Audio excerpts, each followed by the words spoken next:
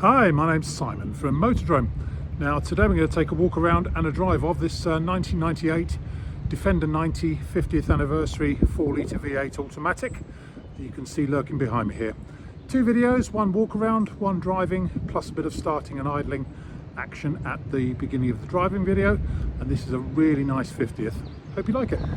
Okay, let's take a look around this rather lovely 1998 Land Rover Defender 90 50th anniversary special edition. Obviously finished in Atlantis metallic, as they all were from the factory, and obviously fitted with a 4-litre petrol V8 and automatic transmission.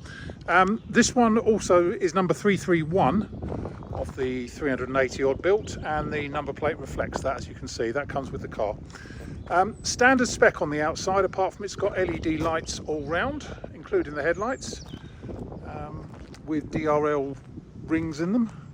But as I say, otherwise standard 50th anniversary spec. So pewter alloys, the roll cage, half internal, half external, the checker plate, the proper 50th anniversary side steps.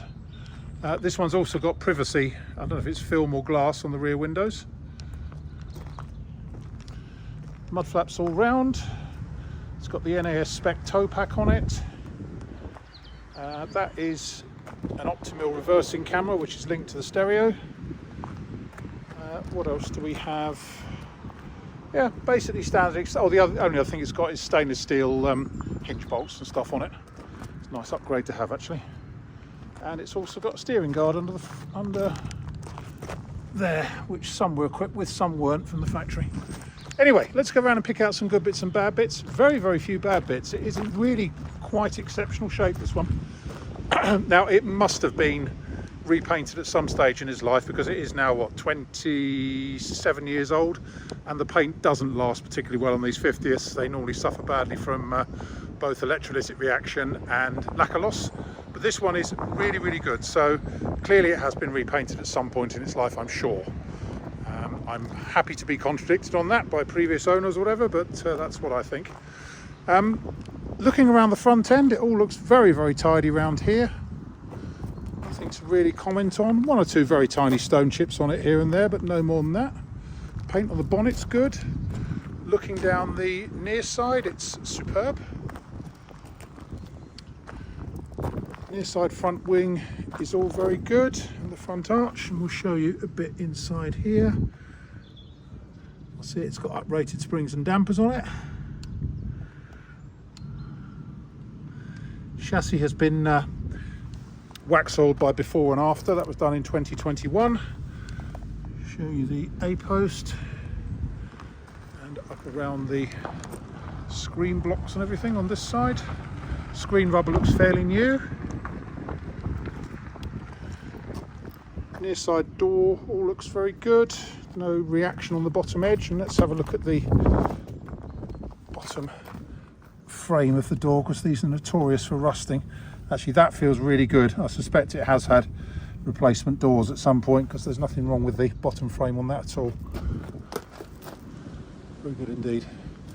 Interior wise, as I say, it's had a full refurb internally, although it is, say, fitted with Puma seats front and rear, including forward-facing seats in the back, which are in the up position at the moment. Superb stereo with the reversing camera and Bluetooth and DAB and everything. Black Alcantara headlining, which is all in great shape. On the center console there, we've got switches for electric windows, which work. That's the 50th plaque. Door cards have all been renewed. They're all in good shape.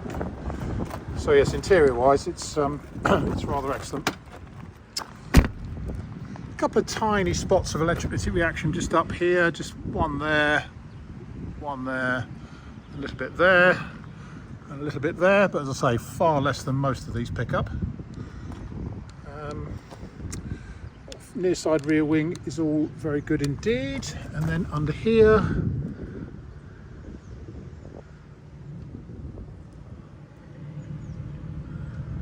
bit of the chassis there. Around the back end, it's all exceptionally clean.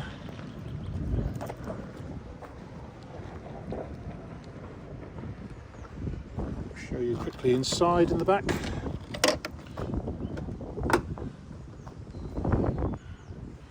This door card, and again the tailgate frame is absolutely fine. In the back here, it's got a rubber mat over it, but there is full carpeting underneath the mat. As I say, the seats are folded away at the moment, and that's the big subwoofer down there for the stereo.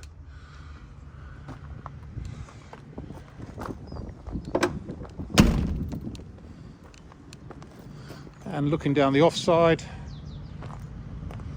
all good down here as well. Yeah, just offside rear wing is all nice. We'll show you a bit under here again.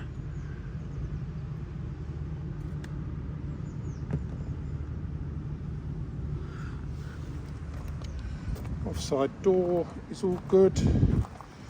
Offside A post. And scuttle corner all looking good. Offside front wing. So this one's totally dent free, and it is, I'm pretty sure it's among the best of the 50ths I've had through the years, and I've had quite a lot of them, considering they only built 380 or so for the UK. We used to sell lots of these. Too many have gone to America now. But no, she is an absolutely lovely car. It really is. Highly recommended. I'll just show you quickly inside. On the driver's side, still got its original steering wheel. Seat box protectors. So there's full carpets underneath the mats. Door card all good. Yeah, gets my vote, this one. Absolutely cracking machine. Anyway, hope you like it. My name's Simon. You can reach me in the office on 0118 907 1495, or you can go to our website, which is www.motodrome.com.